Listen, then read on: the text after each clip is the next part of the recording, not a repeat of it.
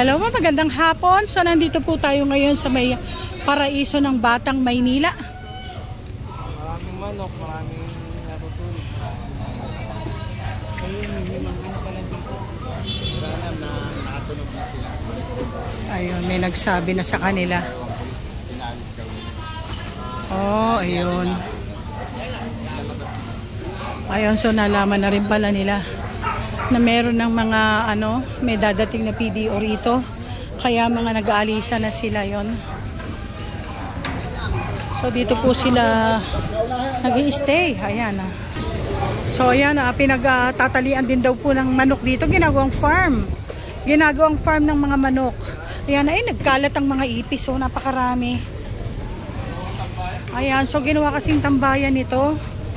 Tapos, nung nalaman na may darating na PDO, yan o, kitang-kita yung dumi o. Mga pinag-iwanan ng dumi nila. Nalaman nila na may darating na mga tao. Kaya nag-aalisan sila to. Eh, sa totoo lang, ang ganda nito eh. Nitong park na ito. Ayun o, may basketball court pa doon. May naka-abis na sir. Malamang to. Kasi kung wala nakapag-timbre nun, wala. Andito pa yun. Yung mga nadagdan din namin, may mga nadagdan. Sir, matanong ko lang po, ginagawa po ba itong tulugan ng mga dwellers din po?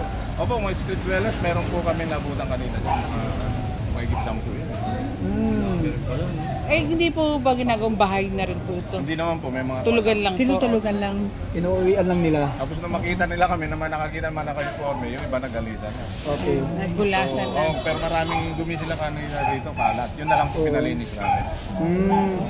Maraming salamat po, Thank you, sir. Thank you, sir. Thank you po. Sir Julian, oh. Thank you po, sir. Ayan, nakita nyo, ang dami ng mga kalat oh. So ayan po ang sabi ni Sir Juliano ba? Ayun, so nag-alisa na sila. Wala na po kami dinatnan. Pero ayun, isinakay po lahat dun sa truck yung mga gamit nila. Ang sir, marami sir. Ang dumi daw to kanina sir, nilinis lang nila. Okay, nag-alisa na sila. Ayun.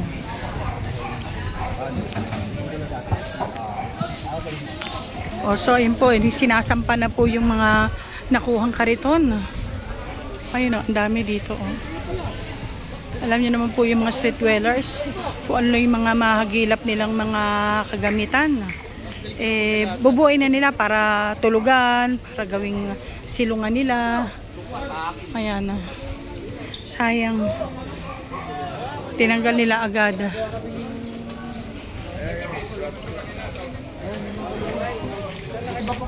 Ayun, so ayun pala yung mga kulungan nakuha. Ayun. So nakalagay po sa sulok-sulok yung mga kulungan ng manok.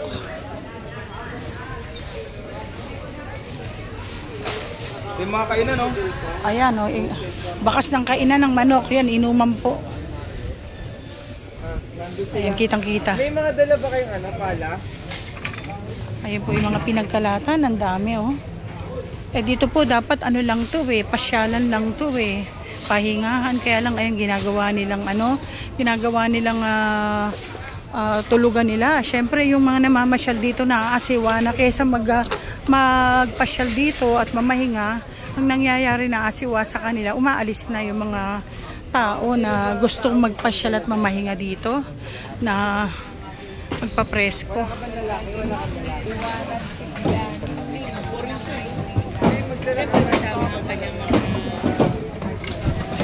So wala kami naabutan pa. Ayan, so inabutan po namin, puro mga kalat na lang. Sayang. Meron nakapag-tip siguro dito.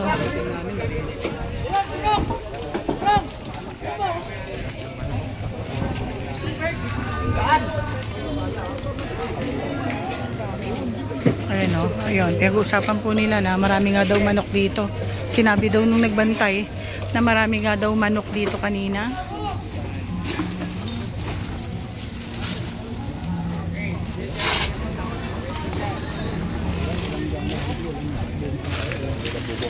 May nagtakbuhang tao.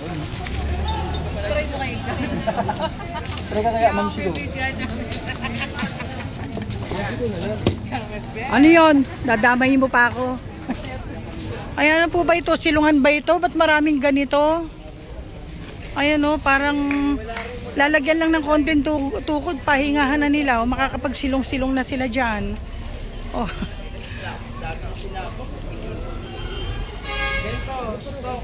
Daming kalat o. Ayan, meron naman pong nakuha. Ayun, kulungan. Ayan, ang daming nakukuha o. Na kung ano-ano. So parang dyan nila itinatago yung mga abubot nila. Dito sa may gilid nito, kunyari mayroong mga tabing na ganyan. Pero dyan, nandiyan dyan sa likod niyan yung mga abubot nila. Ayun o, mga bulok na damit. Ayun o, may nakuha pa silang plastic na malalaki. So yung pangamari pong yung mga nakukuha nilang mga kung ano-ano sa paglalakad-lakad nila, dyan nila itinatago. Ayan, so natanggal na lahat. Ayan, kasi po ito pagka natanggal ito, magiging maliwalas naman to. Hindi katulad ngayon, no? Mukhang ang gulo-gulo dahil ang dami-daming kalat. Ayan, may mga plastic dyan, papel, may plastic cups. Grabe. Kaya po yan, shout out po kay Director Mark Delfin na napakasipag at sa kanya pong mga kasama. Kay Sir Gideon. Ayan, salamat din po. Shout out sa lahat ng mga staff at ang mga PDO nila. Salamat po sa inyong lahat sa patuloy na pangangalaga dito sa ating mga parks dito sa Manila, sa pananatili ng kalinisan, ng kaayusan.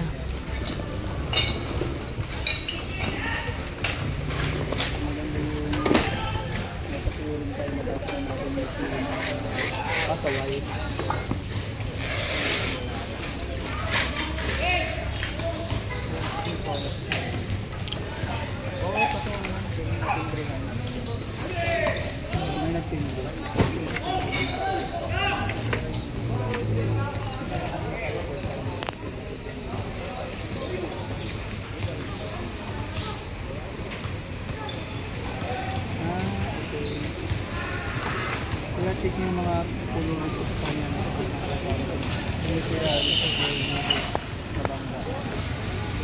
So ayan, medyo marami-rami na inabawas, pati yung mga kanina, yung mga nakatabing doon. Ayan, tinanggal po nila lahat nila kuya.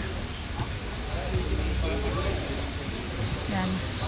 So ito po yung lugar ng paraiso ng Batang Maynila. Dito po yan sa May Manila.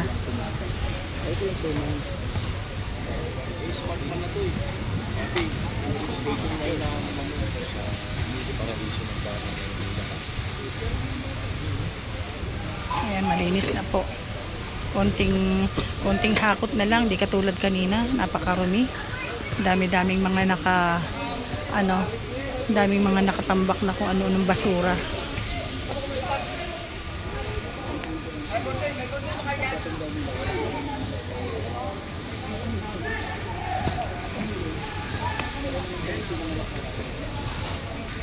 Ayan, so malinis-linis na po. Ayan, so yun ma'am po mga yun nasa kabilang bakod sa DRRMC po yun, yung kabilang bakod na yun. Sa kanila naman po yung lugar na yun. Sila po nakakasakop nun. Ito naman parks. So ito po yung gate nung yun po yung kabila. Yan po yung park nung kabilang part. Yan. Ayan, nakita nyo po kahit wala kaming nahuli. Ayan, pero makikita nyo na puno yung truck ng mga hinakot na basura. Dahil napakarami talaga ng basurang nakuha, oh. Tambak-tambak. Although wala kaming natagpuan na isamang tao o isamang manok na nakatali. Pero po yung mga bakas nandoon nakita namin. So talagang nandoon. Ayan, kaya po talagang ngayon talagang ang mga sangay ng gobyerno ay talagang sumusunod sa direktiba ni Yorme na talagang maging malinis, magkaroon ng gobyerno sa Maynila, maging maayos ang lahat. So talagang lahat po inaayos niya lang nila. Sinusunod nila talaga yung kanilang mga trabaho bilang manggagawa. So ayan. Ayan, itutuloy pa raw po yung mga lilinisin pa kasi meron pang malilinisin konti pa. Kaya kailangan kasi maging malinis talaga bago talagang iwanan ito. Kasi ayan, ang dami pa rin namang konti-konti ayun oh. Siguro talagang kung lilinisin maigi to, may isang sako pa rin naman oh. Ang dami oh. Pag inipon yan, mukha na siyang malinis tignan pero talagang kailangan walis yan pa rin mabuti. Yung dumi, yung mga kalat-kalat na yan. Ayan. So hanggang dito lang po. Maraming salamat sa inyong panonood at hanggang sa muli. Mag-ingat po tayo palagi. Bye-bye.